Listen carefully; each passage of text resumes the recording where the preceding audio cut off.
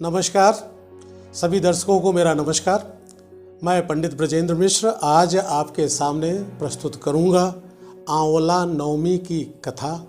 आंवला नवमी का महत्व और आंवला नवमी को किस तरह प्रसन्न करें भगवान विष्णु को, किस तरह प्रसन्न करें अपने पितरों को और किस तरह से अपने पापों से मुक्ति पाएं। तो पहले तो आपको ये बता दें ये अक्षय नवमी क्यों कही गई, आंवला नवमी क्यों कही गई, इन दोनों के पीछे की जो स्थितियां हैं वो मैं आपको यहाँ पर स्पष्ट कर दूं।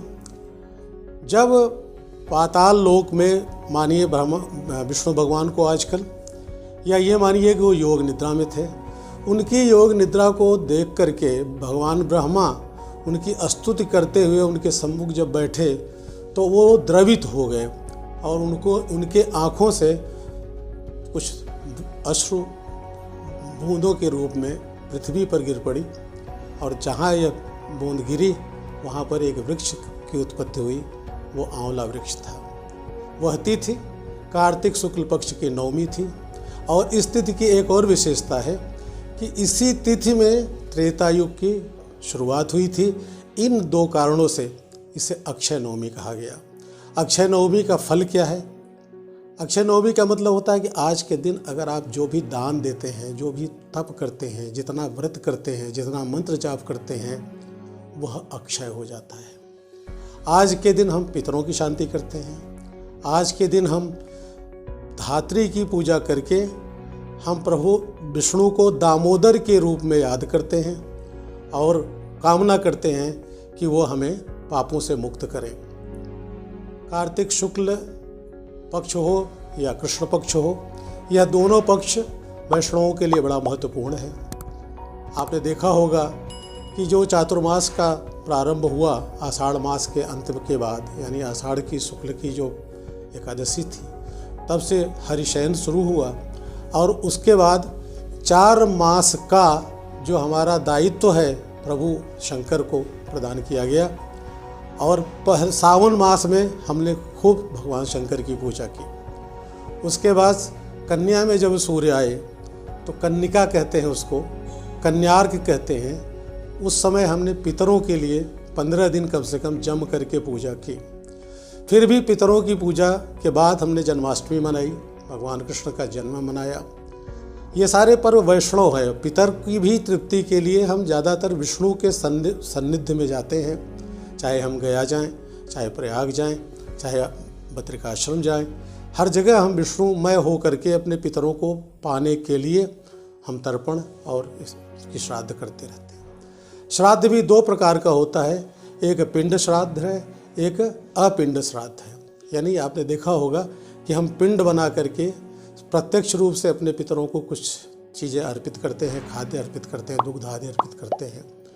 अपिंड में हम इस माध्यम से, आंवले के माध्यम से, आंवले के मूल के माध्यम से उनकी तृप्ति के लिए दूध की धार प्रदान करके उनको हम तृप्त करते हैं। और आप समझते ही हैं, जानते भी हैं कि पितरों की तृप्ति से हमें कितने लाभ मिलते हैं।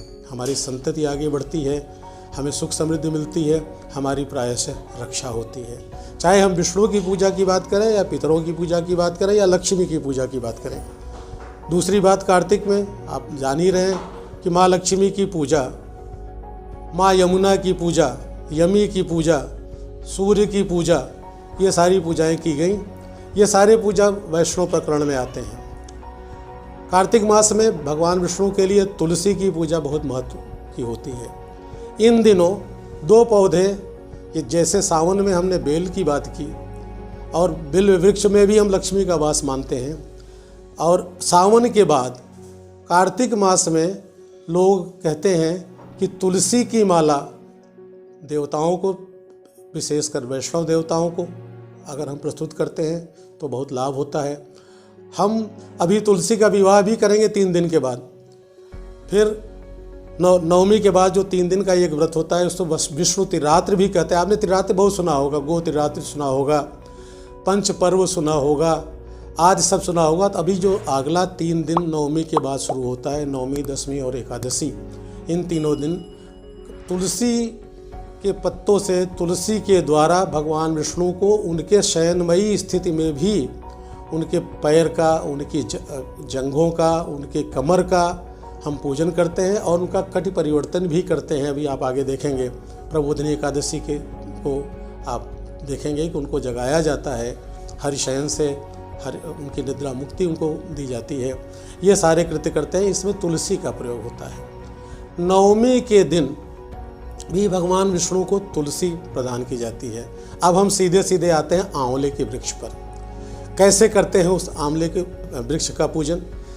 आंवले की मूल में दूध की धार डाल करके हम जो मंत्र होता है वो ये लिखते हैं, भगवान दामोदर हमसे प्रसन्न हो और दामोदर निवासाय धात्रेय देवे नमो नमः। धात्रेय का मतलब होता है आंवला, या धात्रेय का दूसरा शब्द ले लें जिसे हम जैसे जगत धात्री एक शब्द प्रयोग करते हैं जो पूरे जगत को धारण किए हुए है, अर्थात माँ पृथ्वी।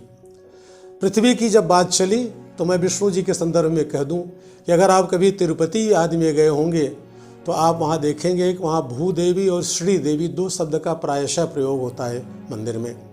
भूदेवी और श्रीदेवी की कथा बहुत लंबी है, हम फिर कभी बात करेंगे। यहाँ पर 3 देवियों की बात आ जाती है जब भी हम नवमी की बात करते हैं या कार्तिक मास की बात करते हैं।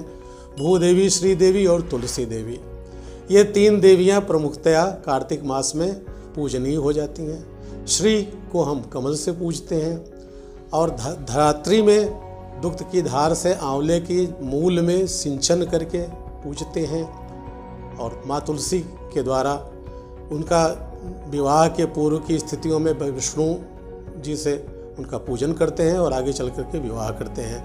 ये 3 वनस्पतियाँ हमारे लिए देवत्वमयी हैं, देवियाँ हैं और उनके पूजन से हमें अक्षय लाभ मिलता है, हमें देवत्व मिलता है जिसे हम सुरत्व कह सकते हैं, नराधिपति भी योग भी बन जाता है और हम पूरी तरह से एक प्रतिभाशाली, विद्वान, ख्याति प्राप्त व्यक्ति बन सकते हैं अगर अक्षय नवमी के दिन आंवले के वृक्ष के नीचे पूजन करें। सूत्र से उनको उसी तरह लपेटें, बांधें जिस तरह से माँ यशोदा ने भगवान कृष्ण को बांध करके उनका नाम हमारे सामने दामोदर के रूप में प्रस्तुत किया था।